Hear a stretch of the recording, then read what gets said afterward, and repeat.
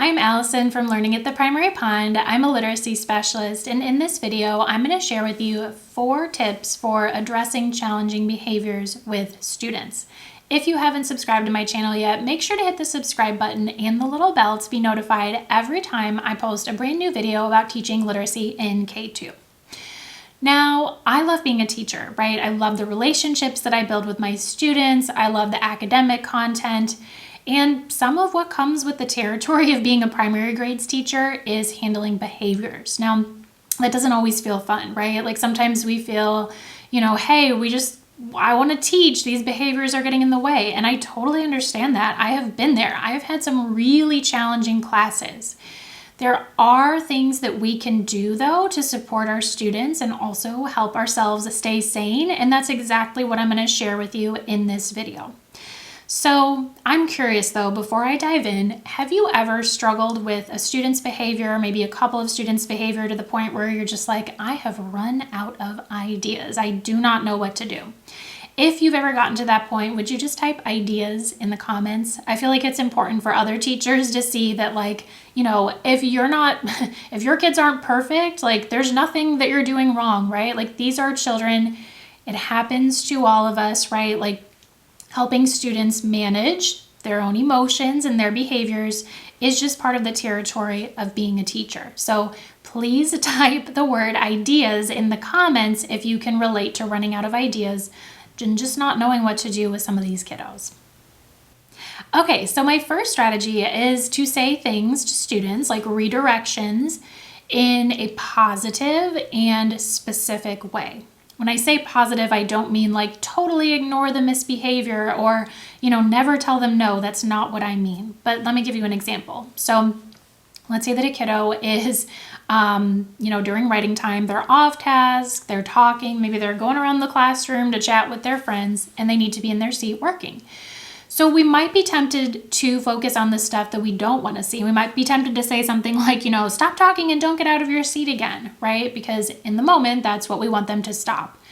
Instead of saying something like that, what we can say instead is, I need to see your pencil writing on the paper, your voice off, and your feet flat on the floor.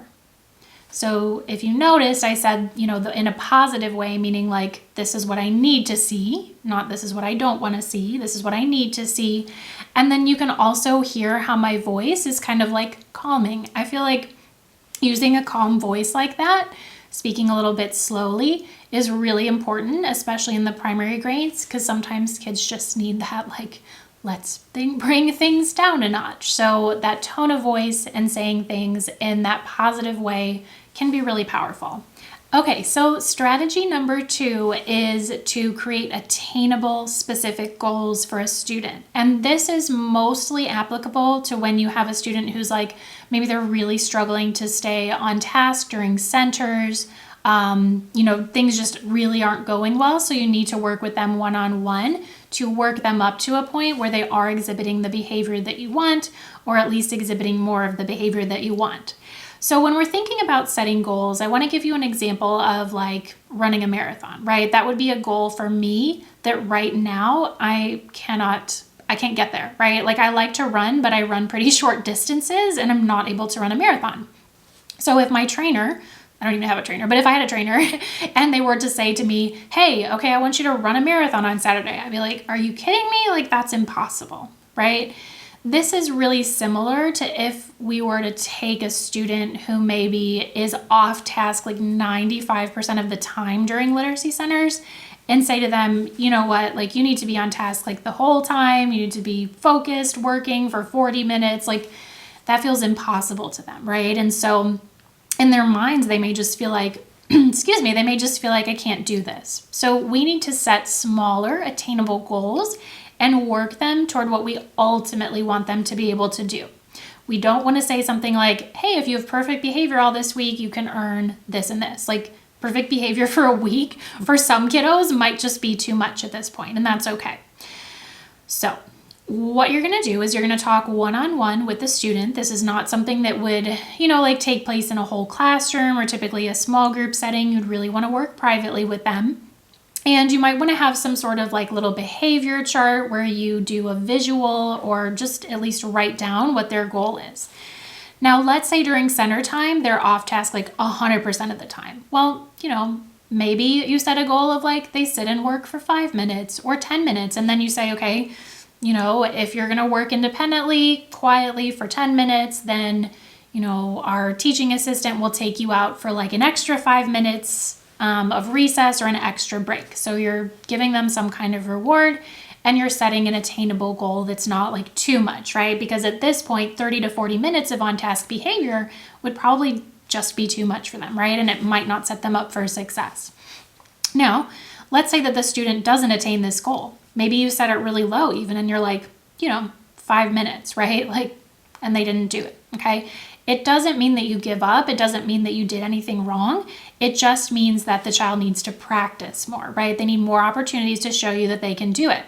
And so coming back to that marathon example, let's say that I did really want to run a marathon and my imaginary trainer takes me out and on the first day, I can't even run a mile, for example. My trainer is not going to say, forget about it. We're not going to do this anymore. You can't do it. Not that you would ever say that to students, but you also can't say that to yourself. You can't say, the student couldn't even get to 5 minutes. What am I doing wrong? This is not going to work. To ourselves, we have to say, hey, we didn't get there today. That does not mean that we're not going to get there tomorrow. And we just have to exhibit some patience and, set the goal again, talk about expectations, and continue to go for it. Now, of course, if you're setting that goal and the student still isn't getting it repeatedly, then we probably want to try a different strategy. But until then, we want to see what they can do, and it may take more than one try. Okay, strategy number 3 is to be both loving and firm. I feel like this is at the foundation of everything that I do with my students, and it really does work. It's not that we have perfect behavior all the time, but when you show them that you care about them and you affirm how they're feeling, but you also stick to what you said they needed to do, then that shows them hey, my teacher cares about me, but also she expects, the best from me, or she expects me to be following through. And that just sends a really good message. So what does this look like specifically? Because sometimes it can feel like a hard balance between being loving and firm, right? We love our kiddos. So how do we do this? So let's say, for example, that you've got a student who maybe they lashed out at another student because they were getting frustrated about something. So you take them to the side and you just say, what, I can tell that you're having a hard time with this. You're feeling frustrated. It's okay to feel that way. But what's not okay is to whatever they did, right? If they hurt them physically or if they said something unkind to them, you can say, it's okay to feel that way. But even when you feel that way, you may not do this. So it's loving yet firm. And then what you want to do is provide them some choices. So you can say, for example, when you're feeling frustrated, you can go to this corner in our classroom. You can ask me to get a drink of water. You can, depending on the grade level, squeeze the little stuffed bear. Give them options about what they can do so that they feel like they do have control. Because so many times kids, acting out or whatever you want to call it, is that they don't feel like they have control.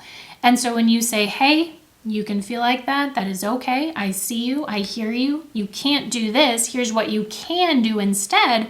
They feel like they have that little bit of control back. So it's not that you're ignoring the negative behavior. There may still be a consequence for them. It's just that you're also giving them a little bit of power as well. Okay, so the last strategy I have for you is to be clear, consistent, and follow through. A really important part of helping students improve and manage their own behavior is building relationships and building trust. And trust happens, or trust is built, when there's a matchup between your words and actions. So if you say you're going to do X, then you do X, you don't do Y, right? So the way that this applies to behaviors, I think a really good example is when I introduce Play-Doh to my kindergartners.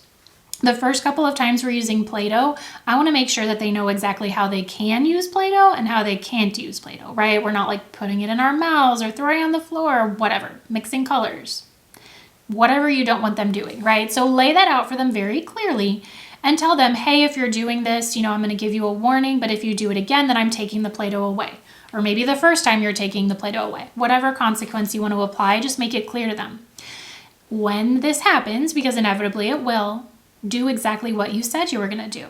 It sounds simple, but in practice, maybe a little one's crying, right? And we feel bad. We love our students. We're here to care for them. We're not teachers because we want to apply harsh consequences, right? But we have to follow through with what we said we were going to do, because if we don't, then that teaches our students, oh, Mrs. Ryan said that she was going to take the Play-Doh away, but she's not really going to take the Play-Doh away.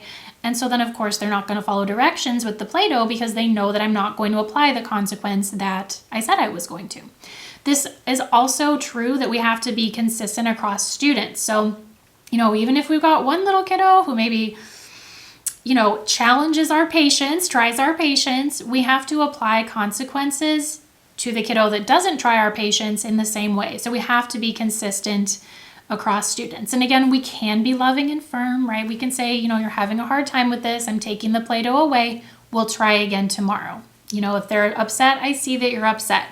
You're upset, so you can do this or this. Comes back to strategy number 3 with giving them choices and acknowledging their feelings. So we want to be consistent and even across the board with how we apply any consequences. All right, so I hope that these strategies are helpful. Don't forget, sometimes these things are hard. Sometimes our students don't behave in the way that we want them to. I feel like with teaching the primary grades, we are teaching behavior just as much as we're teaching academics. So follow these strategies, but also be kind to yourself. We are not going to expect our students to be perfect. I know I'm not perfect, so I'm certainly not going to expect that for my students either. Hope this was helpful. Make sure to hit the like button, subscribe, and I will see you in the next video.